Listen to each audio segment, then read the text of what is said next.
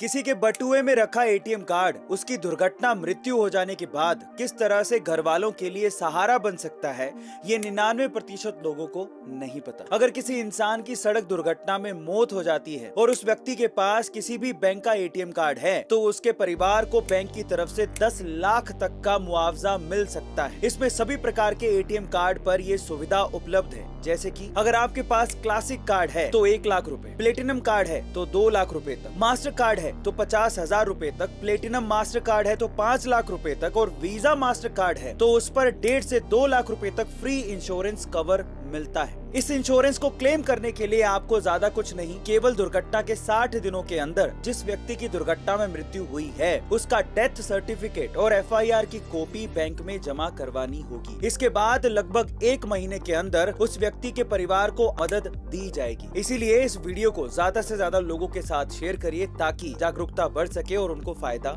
मिल सके। 33 साल पुराने कावेरी जल विवाद के चलते एक बार फिर भारत के 2 राज्य कर्नाटक और तमिलनाडु आमने सामने हैं और 2 दिन के लिए कर्नाटक बंद का ऐलान तक किया जा चुका है। लेकिन ये कावेरी जल विवाद आखिर है क्या, चलिए जानते हैं। देखिए, कावेरी नदी का उद्गम कर्नाटक में ही होता है जो तमिलनाडु से होते हुए महासागर में मिल जाती है और यही नदी दोनों राज्यों के लिए पानी का एकमात्र स्रोत है। कावेरी के पानी को लेकर आजादी से पहले साल 1892 और 1924 में मद्रास प्रेसिडेंसी और मैसूर साम्राज्य के बीच सहमति हुई थी, लेकिन आजादी के बाद साल 1990 में ये विवाद शुरू हुआ था। अब साल 2023 में जब कर्नाटक जल प्रबंध प्राधिकरण ने कर्नाटक सरकार को 5000 क्यूसेक पानी छोड़ने का आदेश दिया तो कर्नाटक सरकार ने कहते हुए मना कर दिया कि इस साल कर्नाटक में ही सूखे जैसे हालात बन गए हैं। ऐसे में कर्नाटक सरकार पहले कर्नाटक के किसानों को पानी देगी और तमिलनाडु की इसी पानी की मांग के खिलाफ कर्नाटक के किसान संगठन आंदोलन कर रहे हैं। अगर आप भी टिंडर या बम्बल जैसी डेटिंग एप्स में प्यार ढूंढ रहे हैं तो सावधान हो जाइए,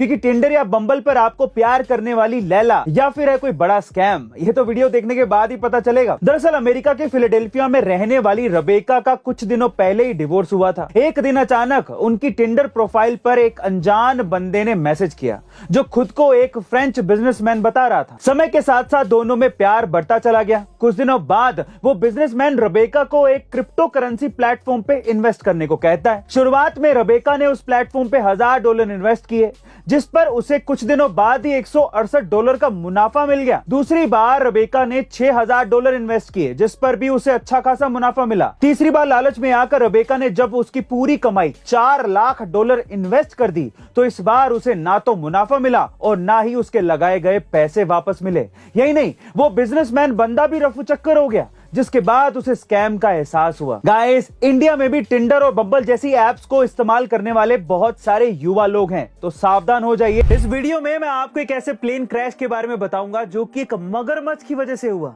लेकिन मगरमच्छ की वजह से प्लेन कैसे क्रैश हो सकता है? दरअसल 25 अगस्त 2010 के दिन कोंगो के किंशासा एयरपोर्ट से एक विमान उड़ता है। सब कुछ बिल्कुल नॉर्मल चल रहा था कि प्लेन के कैबिन में अचानक से एक मगरमच्छ आ गया। पर यह मगरमच्छ आया कहां से, बताते हैं। लेकिन अचानक से मगरमच्छ को देख के प्लेन में अफरा तफरी मच गई थी और लोग प्लेन के कॉकपिट की तरफ भागने लगे, जिसकी वजह से प्लेन का बैलेंस बिगड़ गया और प्लेन